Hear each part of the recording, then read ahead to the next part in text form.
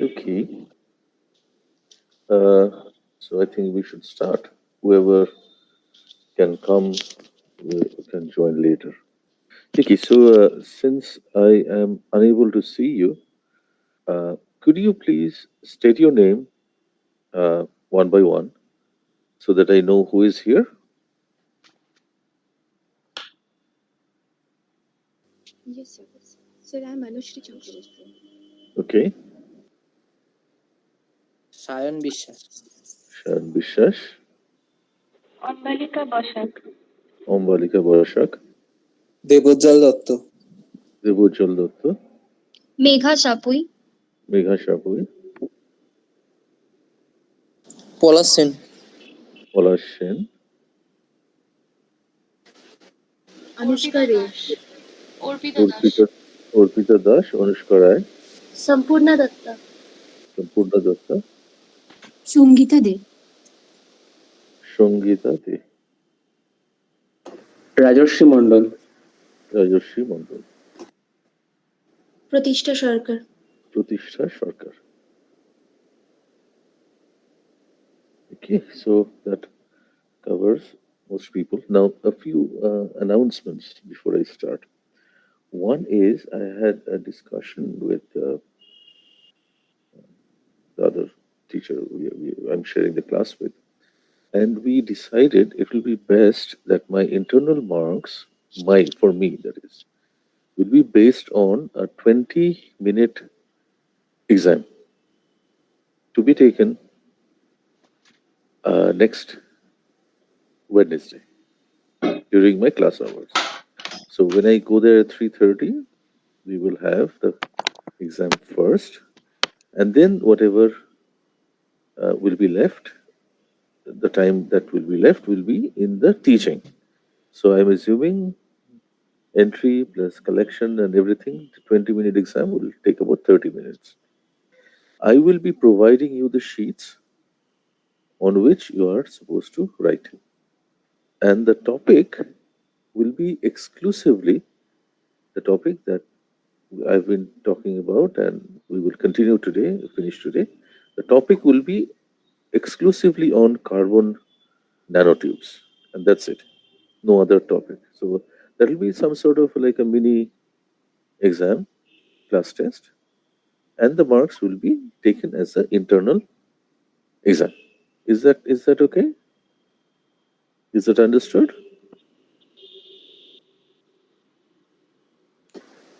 Yes sir. Okay. So please let all the other people who are not here today, let them know. I do not want any surprised faces. Okay. What I will do is I will also upload this PowerPoint that I'm presenting today to the to your classroom so that all of you will have an access to it anyways. So that's not the issue, but I want everybody to know. Okay. So based on that, we will start today's presentation.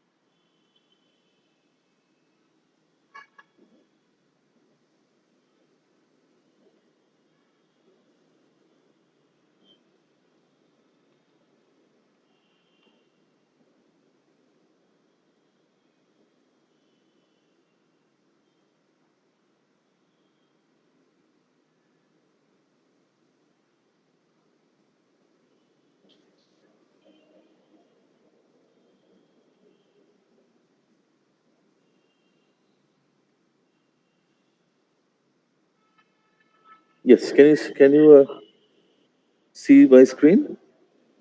Yes, sir. Yes Yes, sir. Can you see it after I do the full screen? Can you still see it? Yes, sir. And is it moving? Yes, sir. Good. So we will start. So in the spirit of stories that we are talking about from the first class, what I found was that this is a good thing to start with this presentation. And as you can see, here we talk about the scale of things. Can you see? Scale of things. And on one side of the scale, you have things that are natural. On the other side, you have the scale of things which are man made. And the scale is slowly reducing. So the first size that you have is like a centimeter to a millimeter. Okay, so you can see ants, 5 millimeter, head of a pin, which is about 1 to 2 millimeter. And then you go down in size. Can you see fly ash? Can you read the word fly ash on the screen? Yes, sir. Okay, so 10 to 20 micrometers is fly ash. What is interesting is that is the size of the MEMS device that you have a picture here. Can you see those gears, etc.? So those are MEMS devices. So that is the same size as the fly ash particle. And then you go down, you have the red blood cells, which are of similar structure. And what we are doing is we are going even smaller from the microns, so single microns, to the nanometer scales. Okay, can you see the DNA? Yes, sir. 2.5 nanometer diameter, that's the DNA. And on the other side, man made, can you see the carbon nanotube, 1.3 nanometer diameter? And the buckyball, 1 nanometer diameter. So essentially, this is the whole interesting point that when we are talking about MEMS, micro electromechanical systems, we're still talking about particles of the size of red blood cells or larger. When you're talking about carbon nanotubes, you're talking about nano electromechanical systems or NEMS. Okay, and then you are getting the size of the DNA, and you can see the crystals of silicon. You can see an image of atoms. Now, of course, the spacing between atoms is angstroms, which is like 1/10 of a nanometer. So essentially, that is the whole idea that the carbon nanotube is very useful because it has very interesting size, which compares to biological building blocks, so to speak. So based on that, we move forward, and this is graphene, hexagonal sheets of carbon, and it is a two-dimensional honeycomb lattice.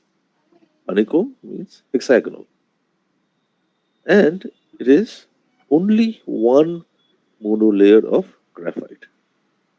So it is the depth is one monolayers only, and it is hexagonal, as you can see. It has extraordinary properties. Graphene conducts better than copper and shows exceptional mechanical strength and elasticity. Somebody asked me, why is the conductivity so high in these materials?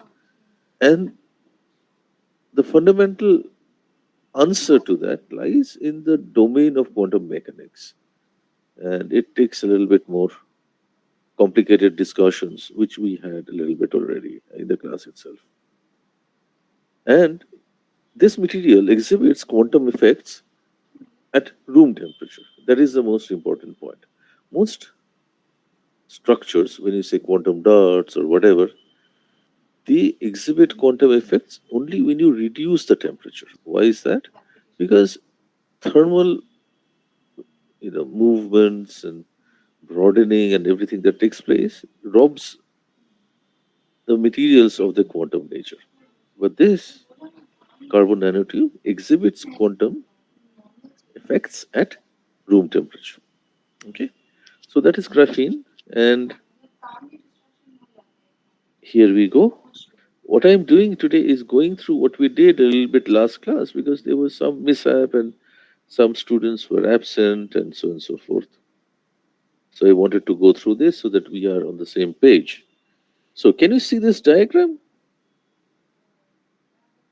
The hexagonal diagram? Yes, sir. Good. So if you look at the hexagons, they are okay, they are like unit cells. And as you see, there is a horizontal dashed line, and the dashed line covers many such unit cells, and then okay, that is almost like going along the x axis.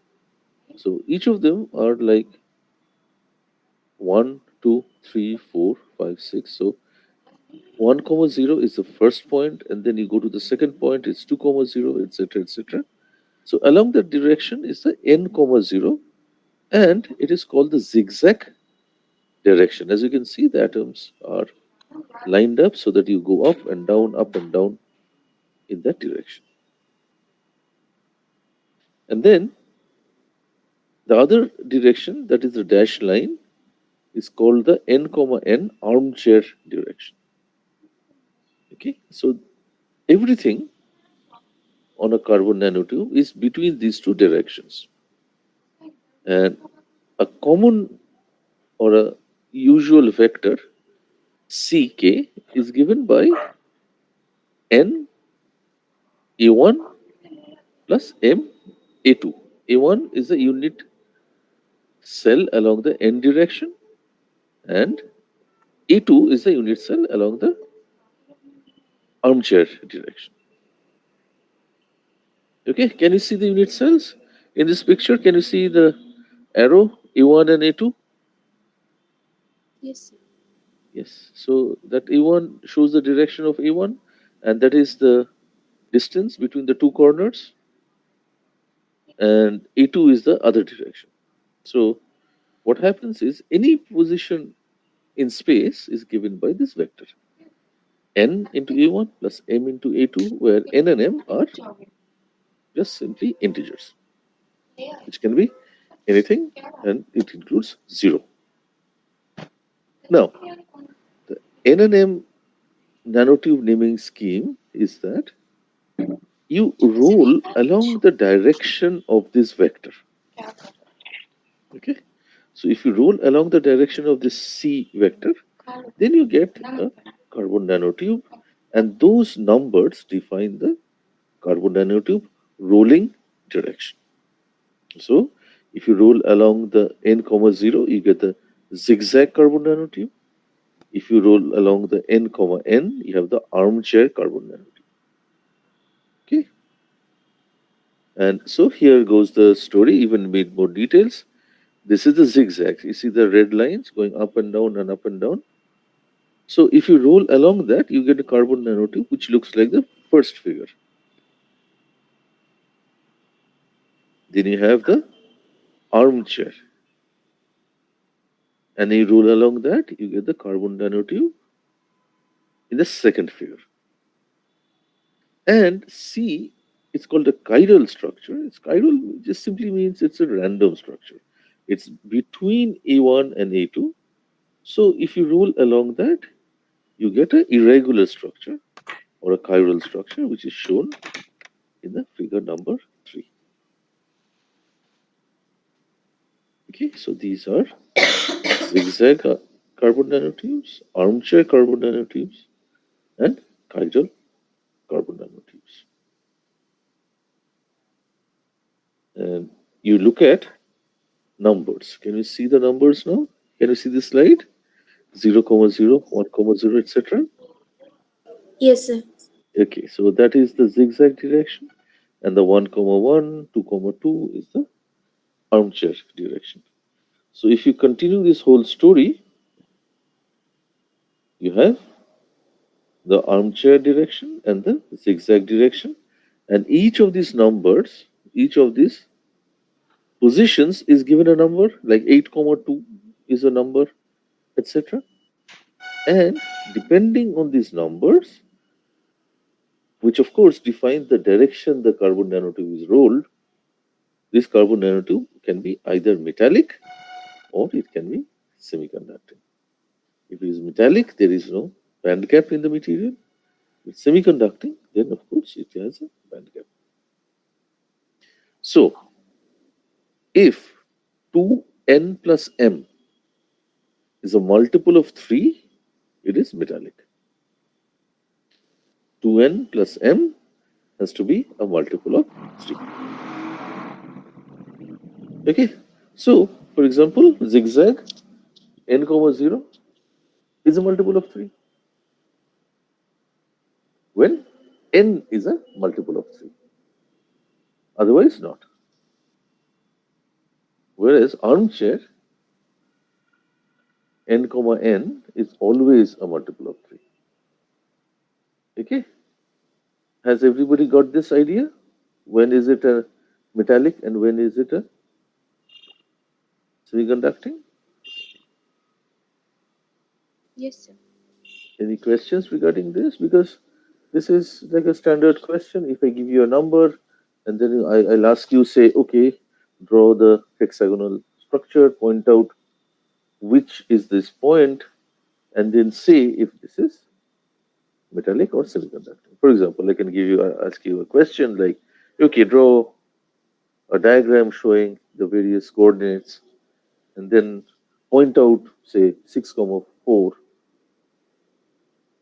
or 6, 3 and determine if this is metallic or semiconductor. Okay. Now, this is a picture. These are the pictures of zigzag, armchair, and chiral carbon nanotubes, where the tops are like fullerene structures. They are enclosed structures. Now, how did we figure out? So, carbon fiber was the first thing that was discovered. It's the macroscopic analog of the carbon nanotube. It was used for the filament of a light bulb. And then, because of this particular requirements, vapor grown filaments were used from 1890 onwards, and aircraft industry required strong and lightweight fibers and carbon whisker. That came in 1950s. And as carbon fiber is very useful in many structures, car parts, many things are used from carbon fibers. And then you have the polymer based carbon fibers, and recently you have vapor grown carbon fibers. So what happened was, can you see this picture now? It's an SEM picture, scanning electron microscope picture. Can you see this filament? Yes, sir. So this big structure is a vapor grown carbon fiber. Okay, and then what people found is when this was grown, carbon nanotubes were also grown, but they were not noticed because they were too small, and those days electron microscopes were not powerful enough to notice them. But slowly they became more common. Fullerenes were discovered in 1990s, and there is some link between the two. And in 1991, the first experimental observation of carbon nanotubes was done. And here is the picture. Can you see the picture? It is a cross section of a carbon nanotube, or three such.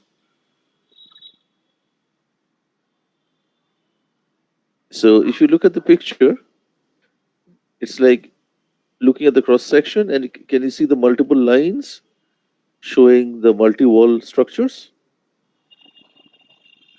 Yes, sir. Okay, so the first one has many lines, so it's a multi-wall. The second one is like two of them. Third one again has many. So this was so it's not like it was discovered a whole long time ago. 1991 is not so far ago. So that was the first discovery.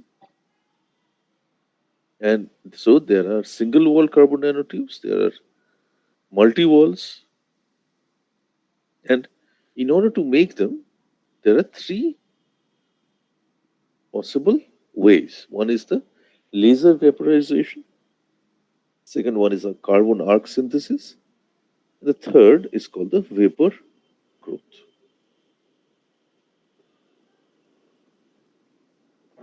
So let's look at this one.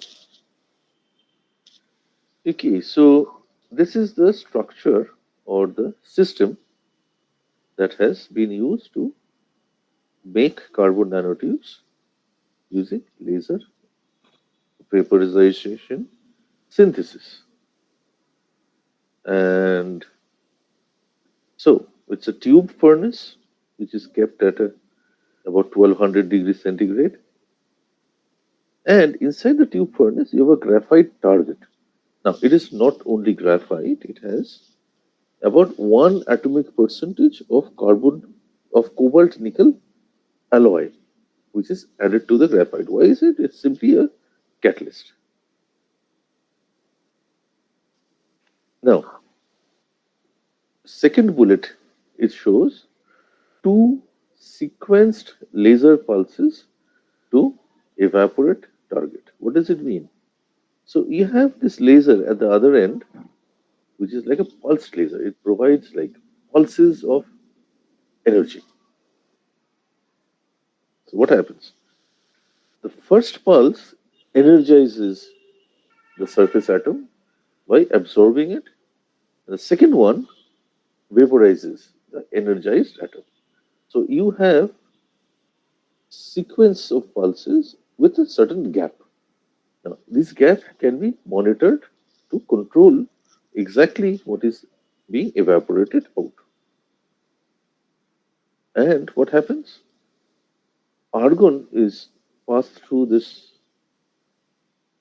tube, and whatever vapor is carried over and then condenses on a copper collector, which is water cooled. Why do you water cool it? Simply, you do not want, once deposited, the material to have any thermal energy. Otherwise, the carbon nanotubes and the graphite can restructure themselves into other things. So you essentially have a hot zone, and the argon gas carries the vapor and then deposits it onto the carbon vapor to the water cooled copper collector. And what do you get? You get about, what it looks like are essentially ropes. In the SEM picture, can you see the top picture? It looks like knotted ropes. Okay. Now, if you cut the rope, inside the rope there are many carbon nanotubes which are bundled up. So it is simply ropes of single-walled carbon nanotubes which are bundled together, and they are about 10 to 20 nanometers thick and about 100 micrometers long.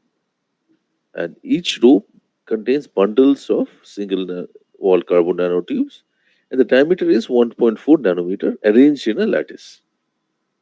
And the numbers are 10, 10. So that is the closest to 10, 10 carbon nanotube.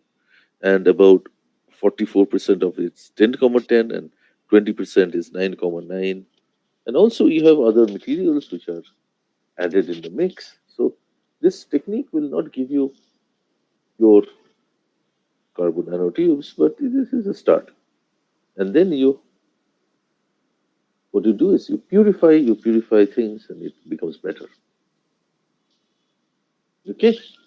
So any questions regarding this first technique?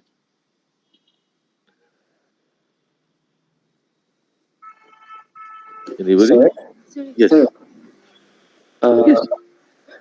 in the as you've mentioned that 10, 10 chiral index carbon nanotubes are actually synthesized here in the last.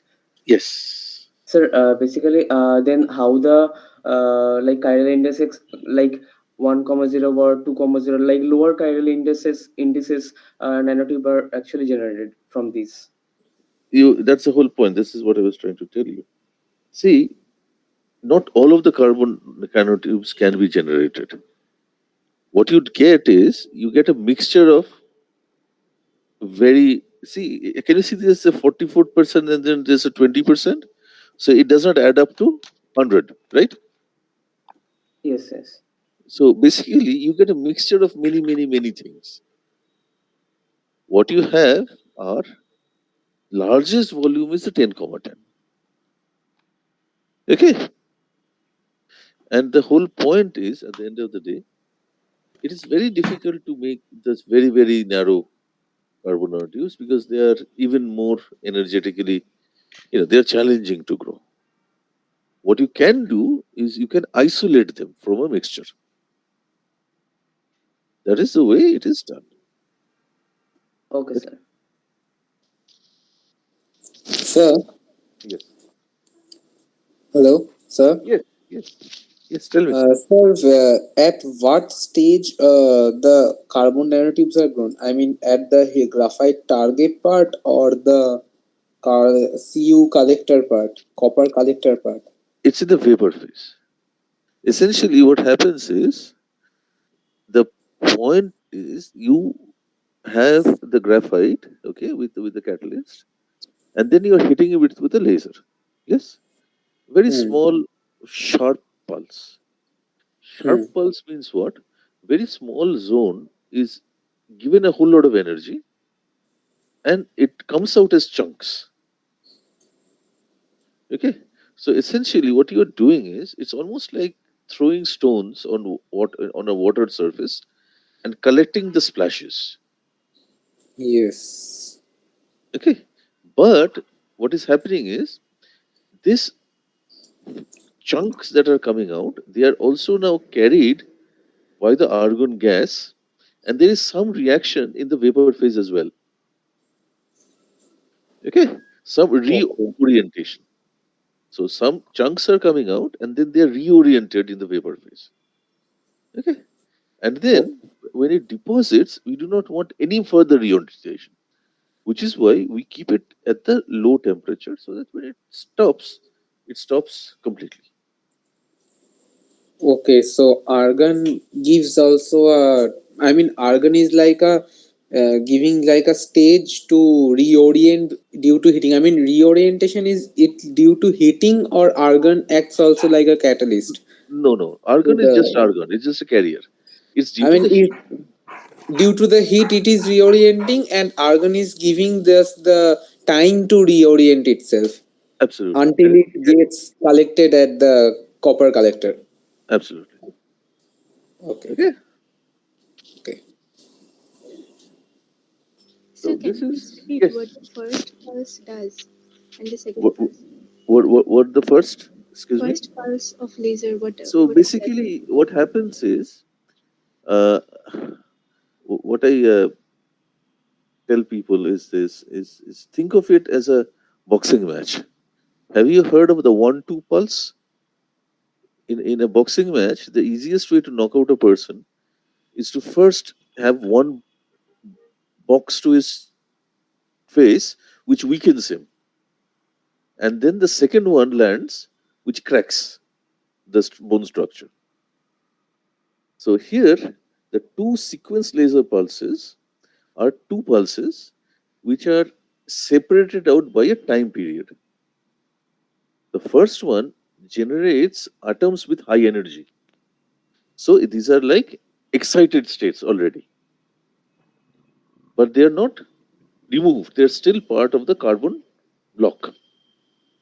Okay. The second pulse comes in and breaks the bonds so that chunks come out. Okay, sir. Understood. Okay. So that's the way it is.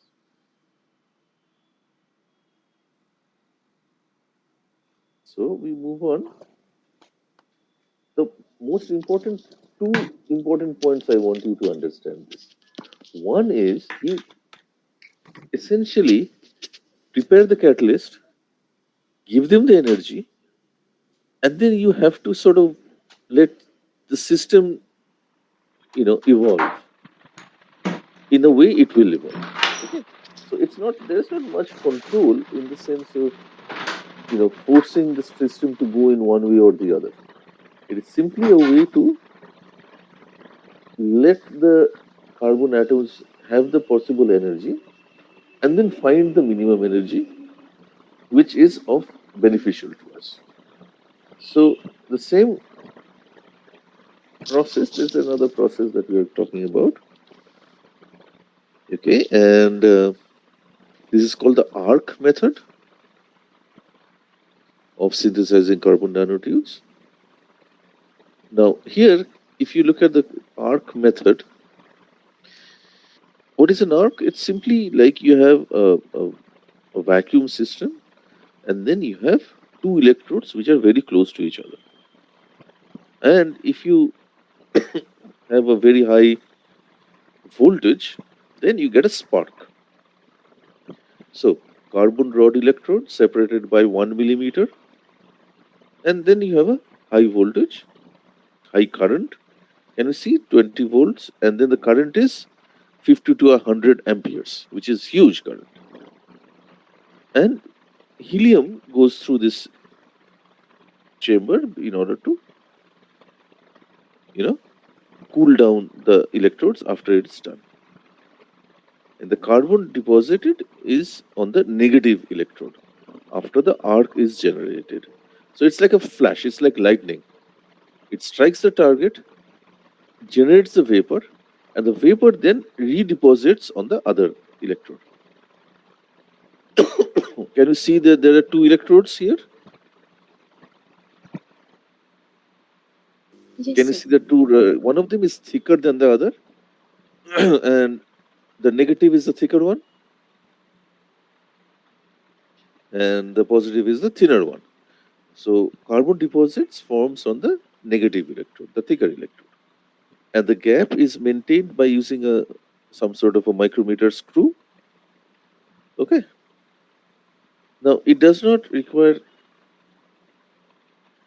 much effort compared to the other one because there is no heating involved.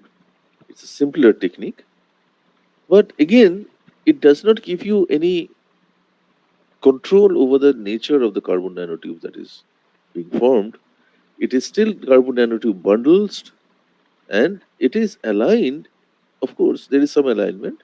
Alignment is in the direction of the current. So you have also fullerenes, amorphous carbon, this and that. So it's like again you are getting bundles of it. So again, what is it? It's simply like a vacuum chamber in which you have a flow of helium, which is an inert gas, and then you bring two electrodes, which are carbon electrodes, and they are separated by small gap. And if you provide a high voltage, there is a breakdown, large amount of current flows, and so there is a sudden flash. Now, why is there a sudden flash rather than a continuous current? The idea is the power supply has a certain limitations on the power that is to be given. And the power, of course, is a voltage by current. If there is no arcing, then the current is zero. So high voltage can be generated. Once the arcing starts, the voltage comes down. And then it comes to zero, and so the breakdown stops. It is like a small flash.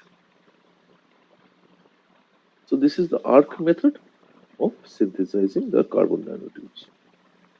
So, okay, again the basic principle is the same.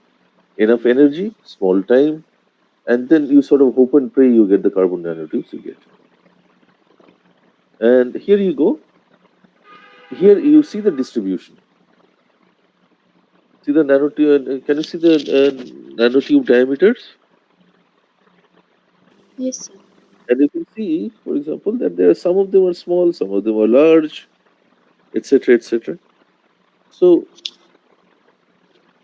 for multi-walled, you do not need a catalyst.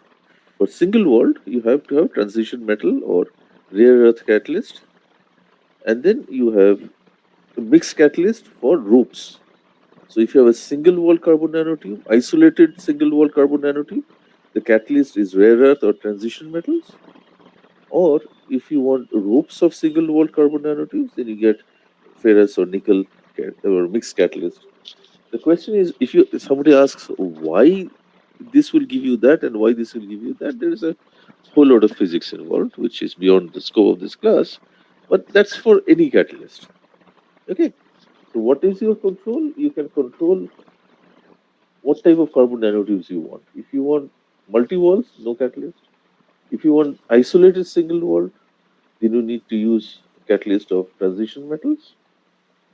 If you want ropes of single wall, then you use a mixed catalyst of ferrous and nickel.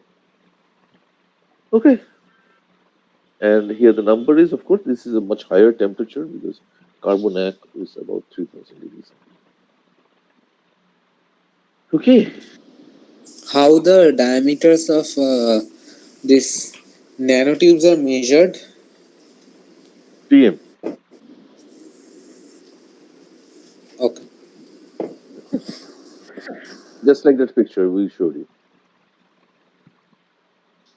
And we will talk about it subsequently.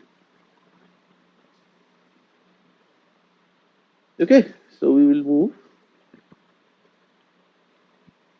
The third and the more modern technique is something called a vapor synthesis process. So carbon containing gas, which can be methane, can be many others.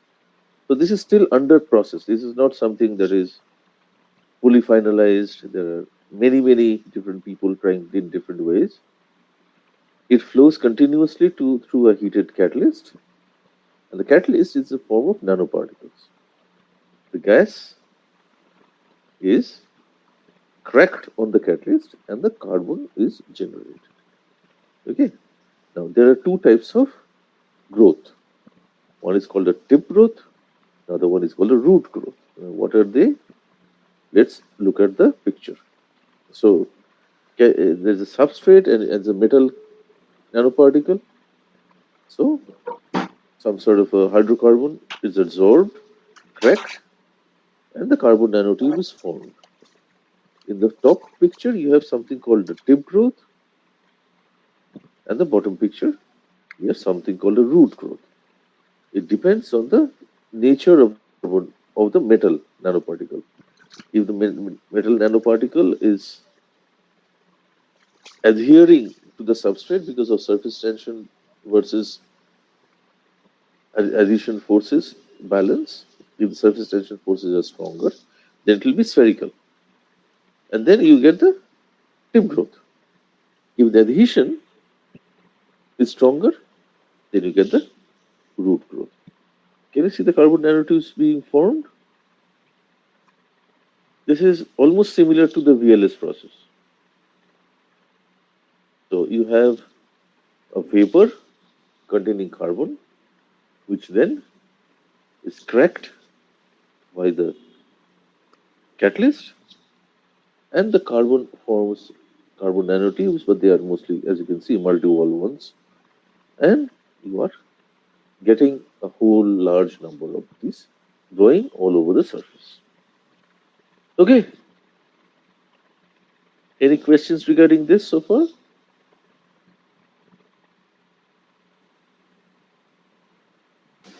Sir, I did not understand about the surface tension one and the adhesion forces, like how it is determining the tip and root growth. Good. Can you see this picture, the top one? Can you see the metal is in form of a sphere? And the bottom one is more adhered to the substrate? Yes, sir. So if it is Okay, sir. okay, so if I got the it point. is Like with metal and substrate, adhesion force is going to be greater in the case of root growth. yes, exactly so. Okay, sir. Okay, sir. Okay. So here we have a comparison of the three techniques: the chemical vapor deposition, the arc discharge, and the laser ablation. And we compare conditions, the yield, the purity, the temperature, and the product. So if you go through this table, you realize that each of them have their own strong points. Some of them are more important for this, and the other one is more important for that. So chemical vapor deposition is a low pressure, obviously, and then you have the yield is like 60 to 90%. They're all pretty good.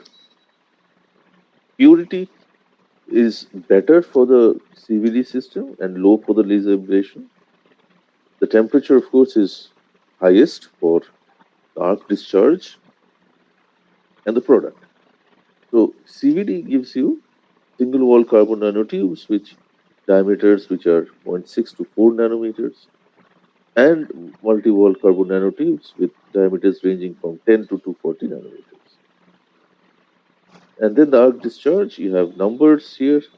They are shorter tubes for the multi-wall. Okay. In the laser ablation, it's mostly for single wall carbon nanotube bundles. Okay, and multi-wall is not of much interest in this technique. So each of them have their own different ways of generating the carbon nanotubes. What I'm trying to say is, at the end of the day, this is a process still under development. Nobody can say they have mastered or they've come across or developed or finalized a synthesis process which is very, very, controlled, which gives you exactly what you want, and so forth. No. If it had, then the world would have changed already. You would have seen carbon nanotubes products almost everywhere, from mechanical structures to replacing electrical wires. Imagine it's more conducting than carbon than copper. Then why not replace copper with all of these bundles? Because copper, of course, is a mineral. It has its limitations. Not everybody has copper mines, but this carbon nanotubes are based on hydrocarbons, which are essentially everywhere. The only reason is it's still expensive to make, and you will have not quite finalized the fabrication process. Okay. So, any questions so far? And then I will move to another topic, and I will touch upon it, and then we'll call it a day today. Any questions so far?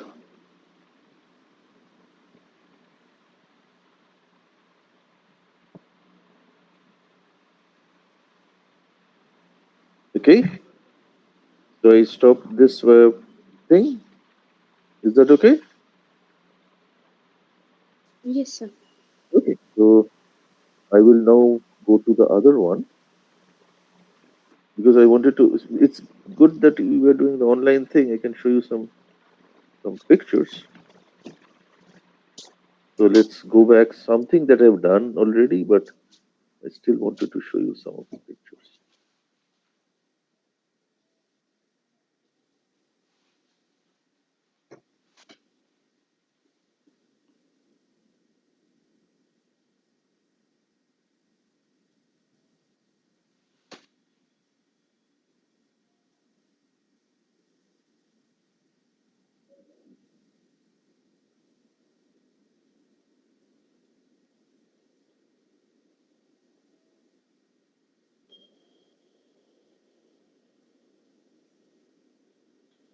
Okay, can you see this?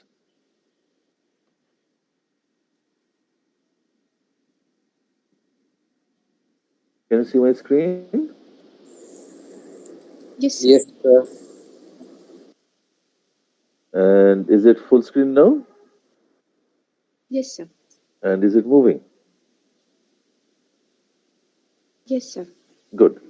So we have talked about characterizations already. We've talked about scanning, tunneling, microscopes, and so on and so forth. I just wanted to show you the picture. Of course, I'll upload them so they can look at it yourself. So I'm just going to cover very quickly what we have done already.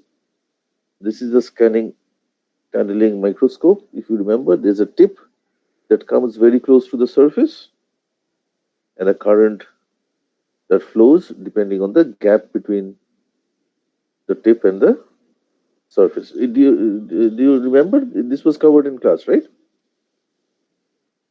Yes, sir. Okay. So what we now show is, just wanted to show you some of the pictures. Okay, so can you see atoms?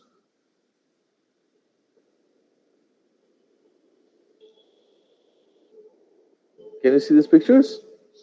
Yes, sir. Yes, sir. And can you see the atoms now? So you can see how these atoms are oriented. Each dot is one atom.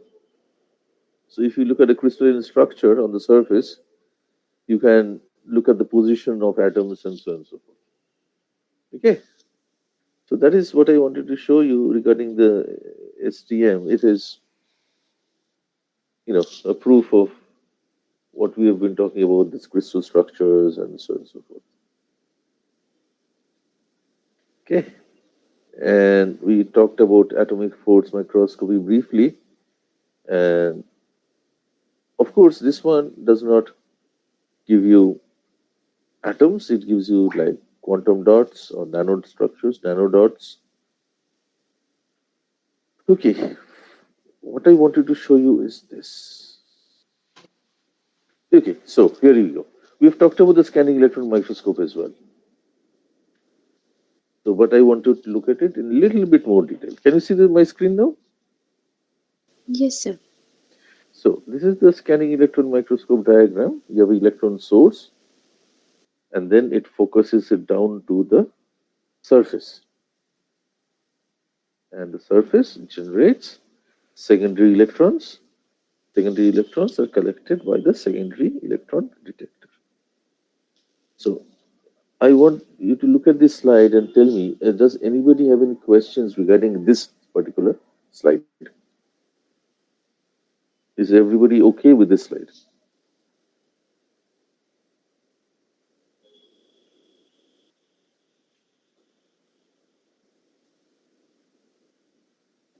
Yes?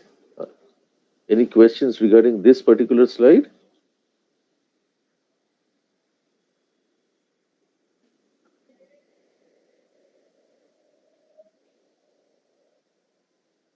Anybody?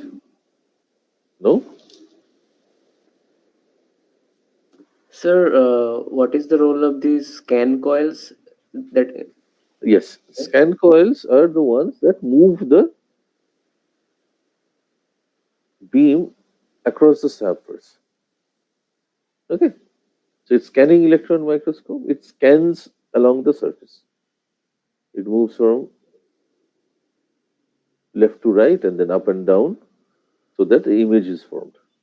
Okay. okay, sir.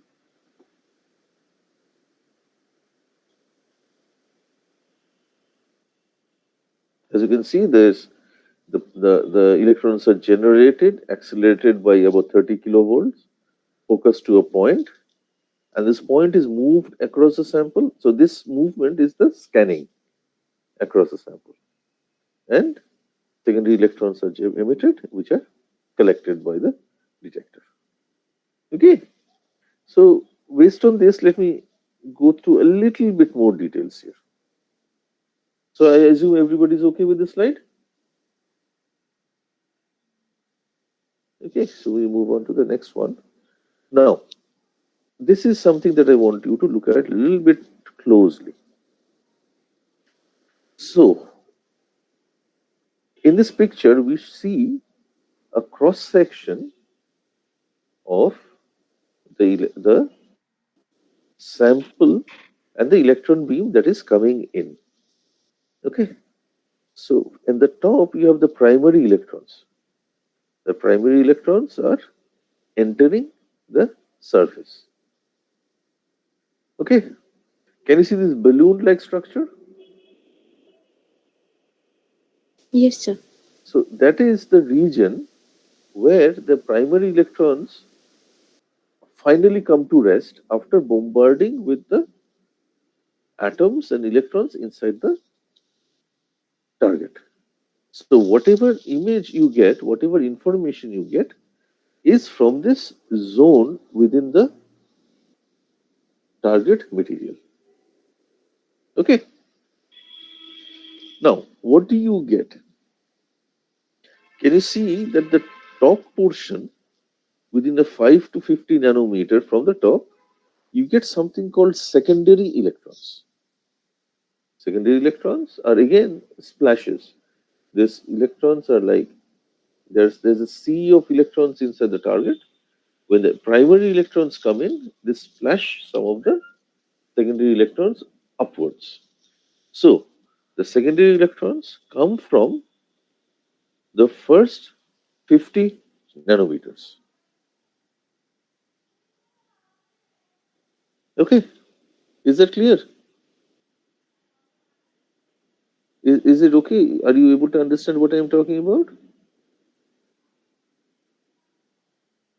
Sir, can you please repeat once again? See, electrons are coming in from the top, yes? Yeah. And then it enters the target. When it enters the target, it interacts with the atoms inside the target. Yes?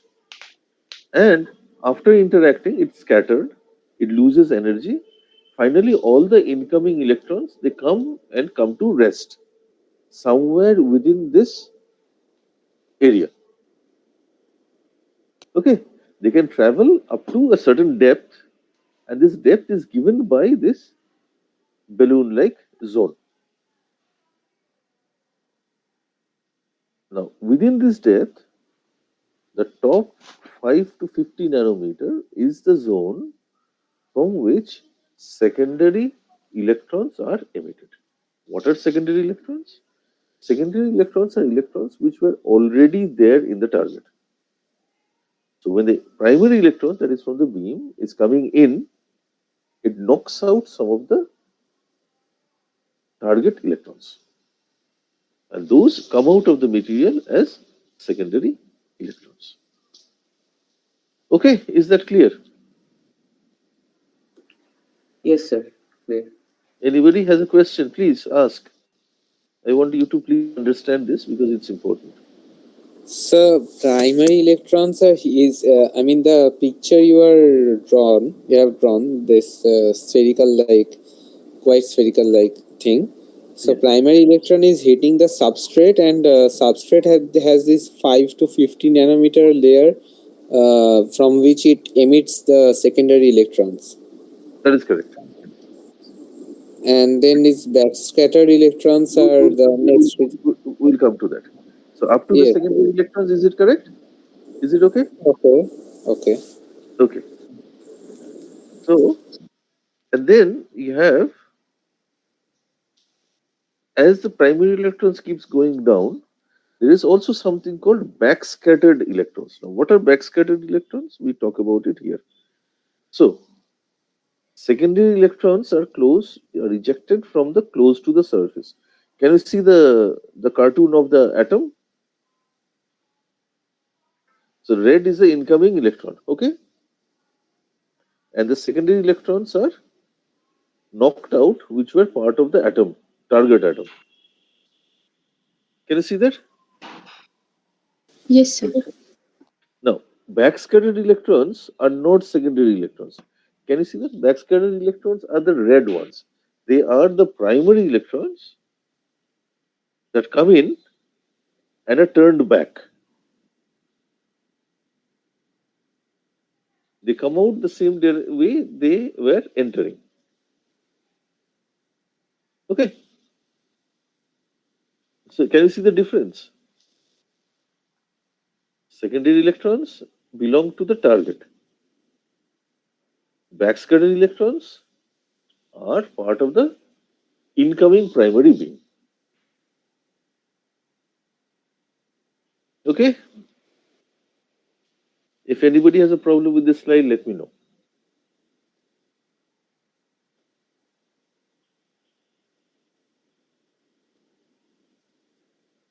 Is everybody okay? Yes, sir.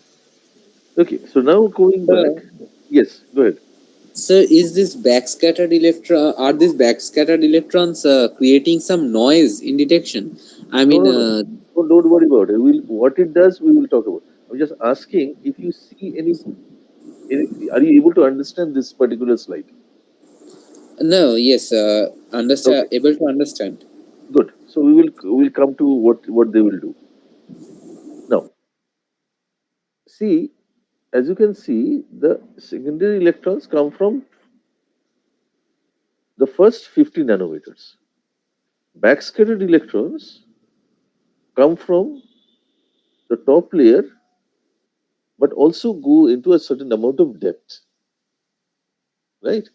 So essentially, when you're looking at secondary electrons coming out, they come from the top layer. The backscattered electrons, they come from somewhere deeper into the material. And then there are X-rays also generated. We'll come to that. Now, so each of these detectors, so tell me this something if you are able to understand this.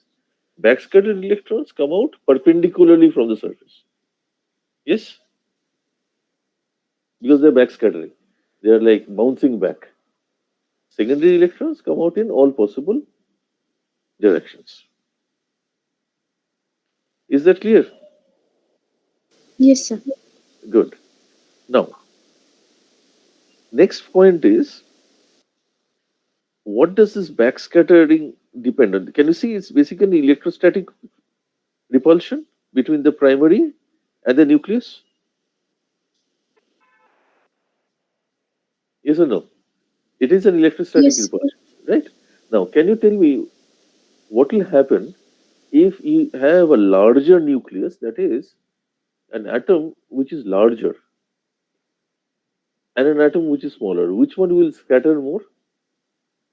So the larger one will have more backscattered electrons. Okay. And so, let's look at the same picture of the same surface. Okay. So, this is a surface of aluminum oxide with nickel. Now, the top image is from secondary electrons. You can see the image, the surface morphology, Yes, sir. but can you see what is happening in the backscattered electron? Surface morphology is not very visible. But since backscattering happens more from larger atoms, and nickel is larger than aluminum, that is brighter.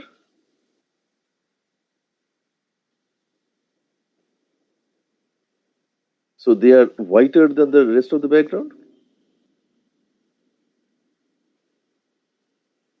So answering your question, it's nothing to do with noise. You have two different detectors in all ACM systems. The reason I want to throw this at you is because during your research or whatever, all of you are going to look at ACM images. You need to look at the image and understand what it actually means, what is the information it can give you.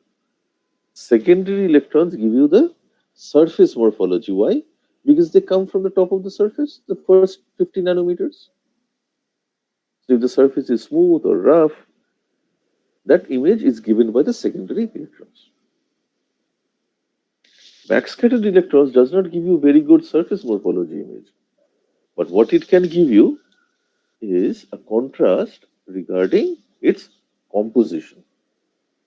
If you have two different materials in the surface, they will, depending on their atomic number, give you a strong contrast. So, for example, if we have, some cells with embedded nanoparticles, which detector would you use? Which one will give you a better image?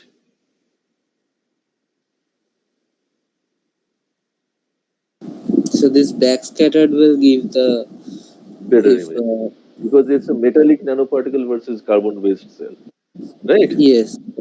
So carbon has lower atomic number and Yes. metals will have a higher atomic number, and that will give a contrast of for the nanoparticles. Exactly that. So this is what I was trying to tell you. When you are doing in your, during your work, you have to understand how the ACM works, what kind of different images that you can get.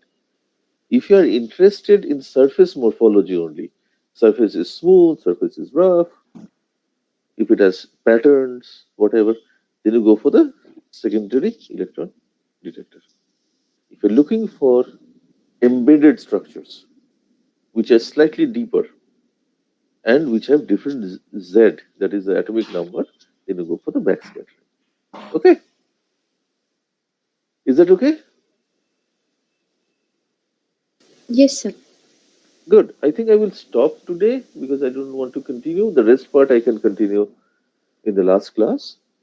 So, for those who have come in late, or just to remind you, next Wednesday will be the last class. I will, of course, upload all of these slides in the Google Classroom. We will have a 20-minute, test. I will give you like one sheet of paper, and whatever you have to write in that one sheet of paper. Okay, one A4 size sheet, front and back, is all you can submit, and of course, 20 minutes you can do any better than that. And the topic will be only the carbon nanotube story. Okay, that I will use as my internal assessment for this course. So please do not miss that class because I will be unable to give you any marks if you do not attend. Okay. Excuse me, sir. Yes. Sir, will it mostly be an MCQ based test or will we also have short questions? I think it will be a short question. I'm too lazy to set up MCQs.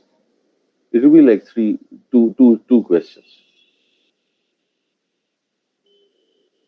Okay, sir. Okay, sir. Problem with Sir, MCQ is the teacher writes more and the students write tick or write less, which I don't like. Yes, go ahead. Question? sir, I have a question about the first slide of carbon nanotube, Yes. about that 10-10-9-9 part. Yes. What is So the question? my question is, I haven't understand why are you telling that I did a 10-10, I mean making 10-10 nanotubes is ideal to close, I It's mean not. ideal to graphene. It's not. It's not ideal. What I'm saying is, tension is Close what you get. Is what you get from this material. 10-10 means it's I mean, do you want to say that the carbon atom 0 0 attaches to the 10-10 Yes. position? Yes. That's what I mean. I mean uh, by By bending of rolling, the rolling of the sheet. by Yes. rolling. Okay. Okay. Nothing to do with the ideal. That's what you get. That's what I'm trying to tell you. This is what the system generates. What, and if 0 connects to 0 and 0 0, then it's ideal. There is no ideal. You Okay. see that point. There is no question of ideal.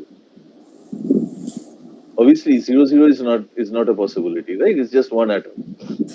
Yes, it's one atom. I mean, sorry, yeah, some N0 kind of. Yes. Okay. In that. Okay. So the question is, it depends on the rolling. And there is no ideal or non-ideal. This is what I'm saying is, 10-10 is what you get from this system. It is the minimum energy of the carbon nanotube. That's the one that is most abundantly generated by this. As you can see, each of these carbon nanotube structures have a formation energy. Okay. Hmm. And so if you give enough energy, the most stable structure is generated mostly. Yes. So this one happens to be, in this case, the 10-10. Okay, so 10-10 is the lowest energetic conformational form. It is for this system. Again, there is no hard and fast rule. If you change the temperature, change the this or that, change the catalyst, you might be able to get something else. Okay. Because the technology is moving so fast, right now some people might have come out saying they have got 87% of something, something. And then the whole thing changes completely. Okay. Okay, so we are mostly interested about making one type of Yes. carbon nanotube. I mean, whether maybe it is 1111 or 1212, but that is mostly created. Absolutely. That is the whole point. But still, that's a challenge. That's the challenge. Yes. Yes. And what is the utility of that metallic and non-metallic classification? Conductivity. Metallic, Okay. conductivity. If Okay, it's so metallic means it's more. So if it's non-metallic, it's semiconducting. Semiconducting means you can make electronic devices out of it. You can make diodes, transistors, this, that. So it's more useful for the electronics industry. okay. So metal. Okay. Okay. Okay. Well, sir, I mean, details of it are out of the course and beyond the Yeah, course, right? obviously. And by that, metallic and non-metallic. So That. it will be like a big book. Okay. Okay. Hmm. Okay. Any other questions? Will this part, the scanning electron microscope part, be included in the exam on Wednesday? No. It will be in Um, your final exam, obviously. But okay. I mean, like this PPT that you started, characterization of nanomaterials, it will be yeah, directly. Okay. this one I will finish on Wednesday. I have still a few RBS and other things to finish, which I will finish. This is the characterization part. This part is called the characterization of nanomaterials, which I have done. Some parts and some parts will be finished Wednesday. Okay. Okay, sir. Thank you, sir. Okay. Good. So thank you. Thank you. Thank you, sir. Okay. Thank you, Thank you, sir. sir. See you Wednesday.